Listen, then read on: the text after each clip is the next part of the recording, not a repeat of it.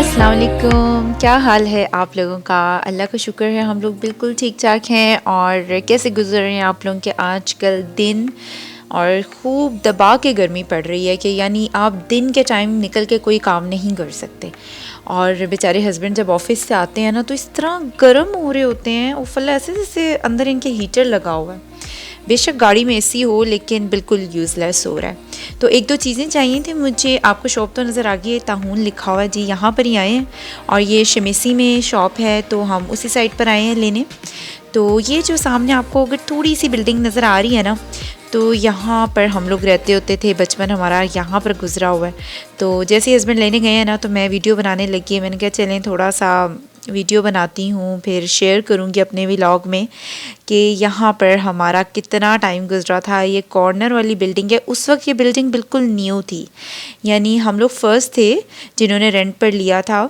और बहुत अच्छे यहाँ पे हमारे नेबर्स थे।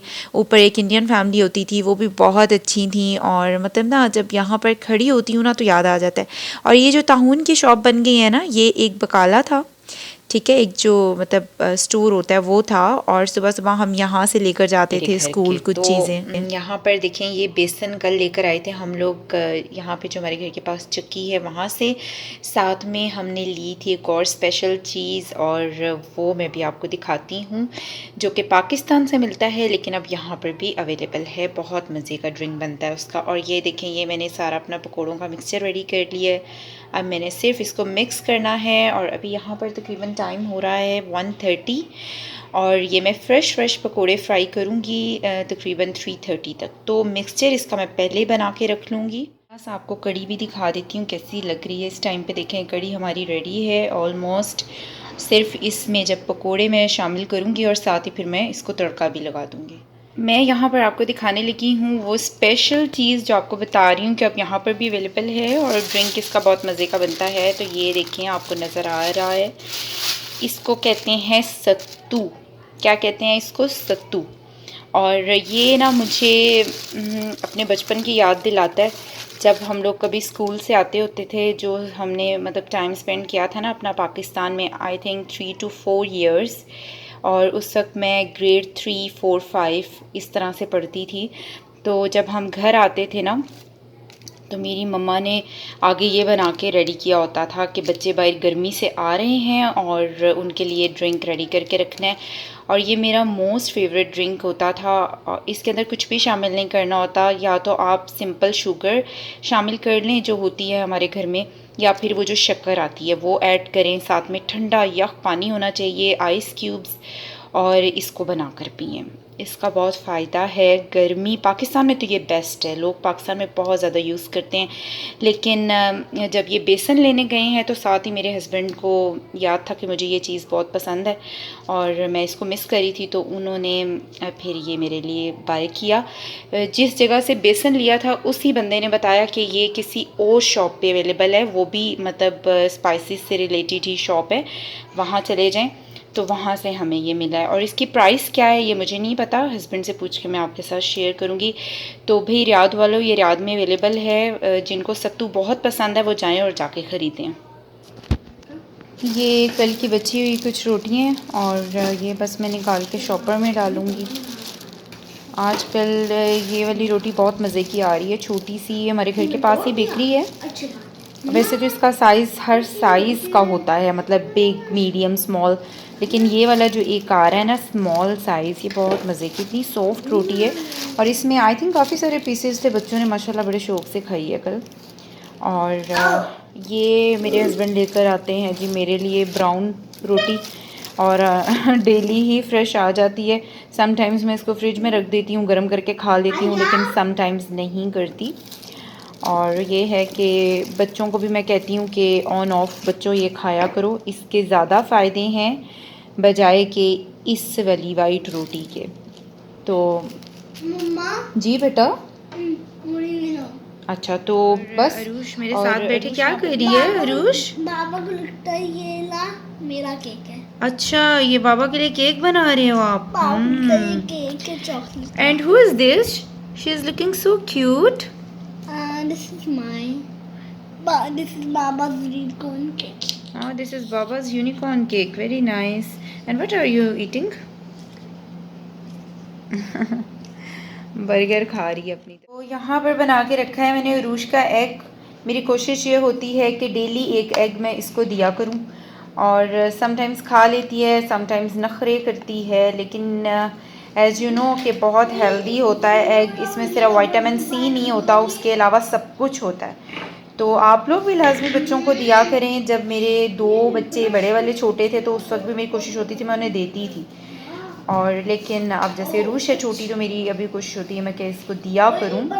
कभी खा लेती है, कभी नहीं खाती, चाहे ऑन ऑफ चलता है, तो थोड़ा बहुत तो अंदर जाता ही है ना। फिर ये स्टफ़ मेरा आता है जी टॉप अप वगैरह से, जैसे कि मुझे टिशू रोल्स चाहिए। ये देखें, आपको दिखाती हूँ। ये अच्छा बड़े साइज़ का मिल गया है जी, 5 रियाल का।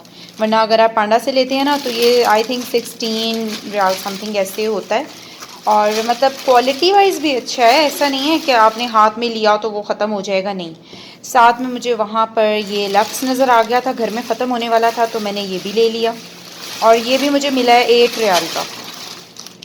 अच्छा, रूश मुझे इस टाइम पे हेल्प करिए। अब ये आप ग्लास देखें, ये पूरा बंडल है ग्लास का, ये आप चेक करें। और ये मुझे मिला है जी 5 रियाल का, और इसमें 5 ये पीसेस हैं। और आई थिंक एक पीस में कितने होंगे लिखा होगा, मैंने देखा नहीं, लेकिन इट्स गुड इनफ। आपका कोई अचानक से गेस्ट आ जाए या फिर, अच्छा 50 कप्स हैं, ठीक है, 50 एक उसमें हैं पैकिंग में, और ये मेरे पास 5 पैक्स हैं। Baby wet. और साथ में मुझे ये चाहिए था जी, ये मुझे मिला है 12 रियाल का। मेरी वैसे कोशिश थी कि इससे भी कम में मिल जाता, लेकिन 12 का मिला है। और इसमें कितने पीसेज है? 5 पीसेज हैं, क्योंकि जब मांझ के धोनी होती हैं ना चीज़ें, यू नो, कुकर वगैरह और ये वो, इसके अलावा नहीं धुलता मुझसे, तो ये घर में ख़त्म था, ये लिया है।